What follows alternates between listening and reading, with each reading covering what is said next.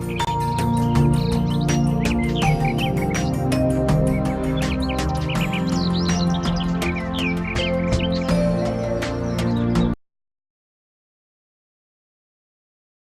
очень рады приветствовать вас всех на нашем конкурсе чтецов, который проводит организация «Экологическая и патриотическая инициатива» совместно с районным отделом образования.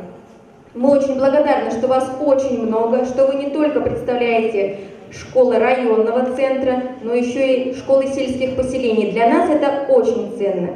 Долго говорить не буду, хочу лишь отметить следующее, что наш конкурс проходит в рамках проекта «Будь человеком, человек ты на земле своей», который реализуется на средства президентского гранта. Наша организация победила в конкурсе и получила средства на реализацию этого проекта.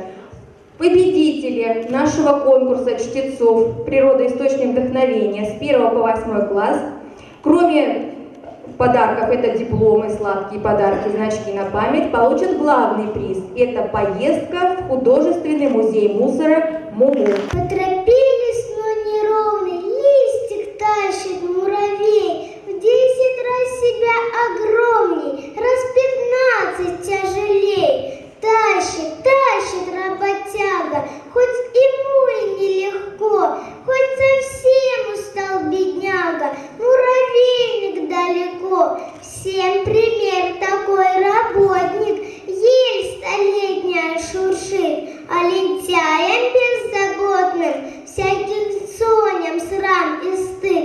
Поторопились, но неровный, листик тащит муравей, 10 раз себя огромней, помоги ему скорей. Луч поляну осветил и ромашки разбудил. Улыбнулись, потянулись, меж собой переглянулись. Ветерок их приласкал, лепестки заколыхал. Их заря умыла чистый, свежим росой душистый. Так качаются они, наслаждаются они. Вдруг ромашки встрепенулись, все подружки повернулись. Эта девочка была, не как все цветы вела. Все ромашки, как ромашки, носят белые рубашки. Все как снег, она одна, словно кровь была красна. Вся поляна к ней теснилась, почему-то изменилась. Где взяла ты этот цвет? А подружка ему в ответ: вот такое вышло дело. Ночью битва здесь кипела, и в плечо со мной тут лежал боец-герой. Он с врагами стал сражаться. Он один, а их 15. Он их бил, не отступил, только утром ранен был. Кровь из раны заструилась, я в крови его умылась. Он ушел, его здесь нет, ни одной встречать рассвет. И теперь по нем горю я, как чулпан, звезда горю я. Однажды в компьютерный атомный век по лесу разумный шагал человек. Он бросил окурок в траву под кустом. Он вовсе не думал, что будет потом. Но вспыхнул огонь, разгорелся пожар. И сразу весь лес охватил сильный жар. Все звери и птицы спешили туда, где рос самый умный дуб у пруда. Огонь мчался следом, огонь все съедал. Вот пламенем красным и дуб запылал. Он вдруг застонал, впервые завет: о, что ты, разумный, творишь, человек, и сколько беды ты несешь за собой, и сколько несчастья творится тобой. о будущем думаешь, ты ли едва оборванной фразой застыли слова?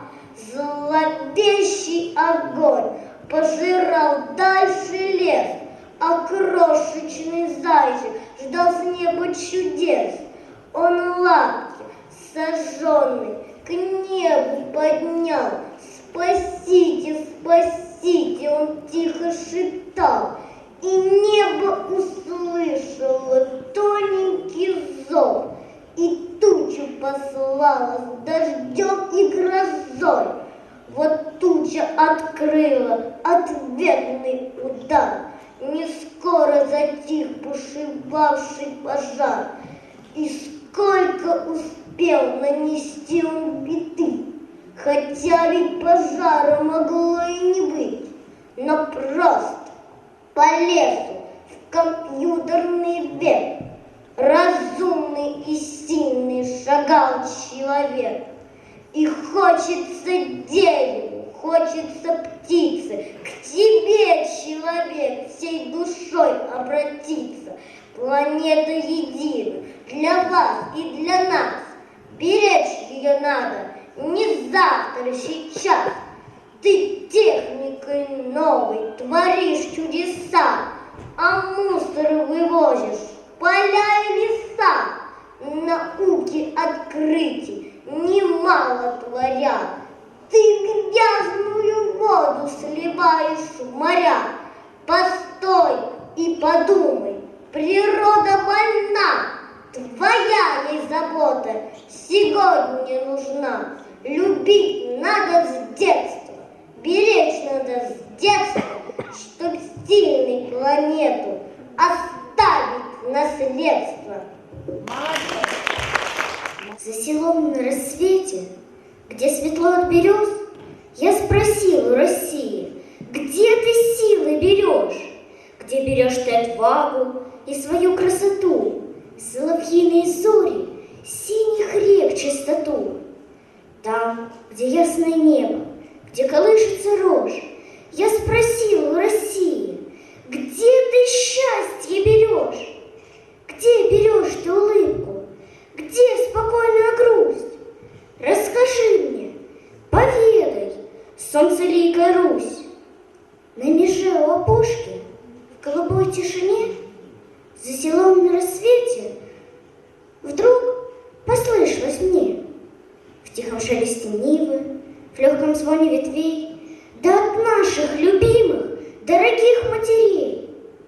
Я домой возвратился и у мамы спросил, где берешь ты, родная, столько жизненных сил, столько нежности, ласки, доброты и тепла, что от глаз твоих ясных вся Россия светла.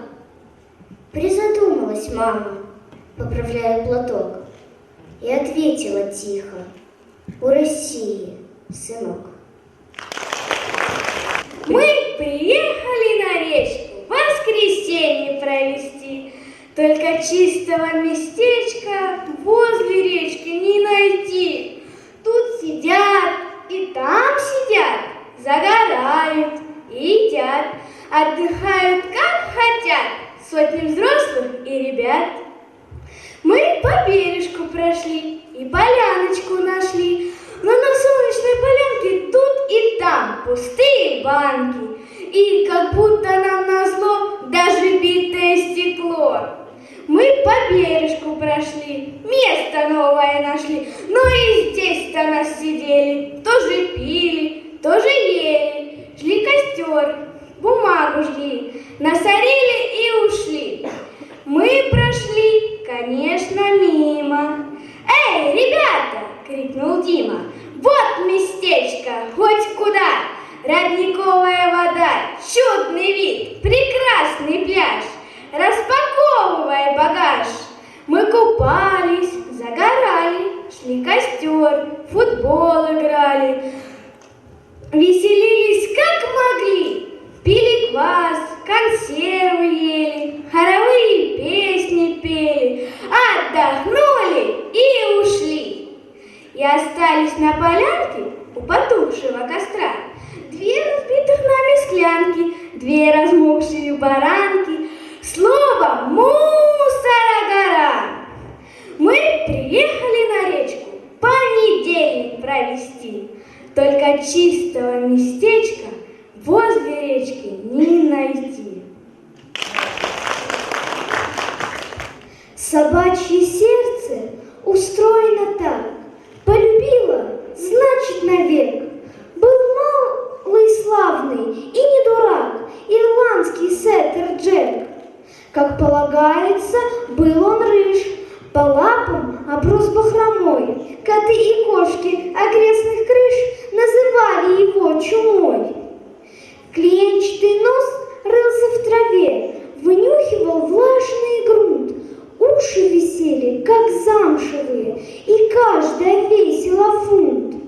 Касательно всяких собачьих дел совесть была чиста. Хозяина Джек любил и жалел, что нет у него хвоста. В первый раз на аэродром он пришел зимой в снег. Хозяин сказал: не теперь, потом полетишь и ты, Джек. Биплан заметнул снежную пыль. У Джека ноги врозь.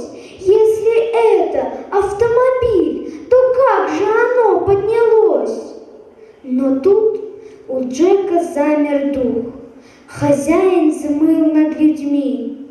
И Джек сказал: одно из двух, останься или возьми. Но его хозяин все выше лез. Треща, как стрекоза, Джек смотрел, и вода небес заливала ему глаза. Люди, не заботясь об всех, возились у машин. Джек думал: зачем все, если нужен один? Прошло бесконечно много лет, по часам 15 минут. Сел в снег летучий предмет, хозяин был снова тут. Пришли весною.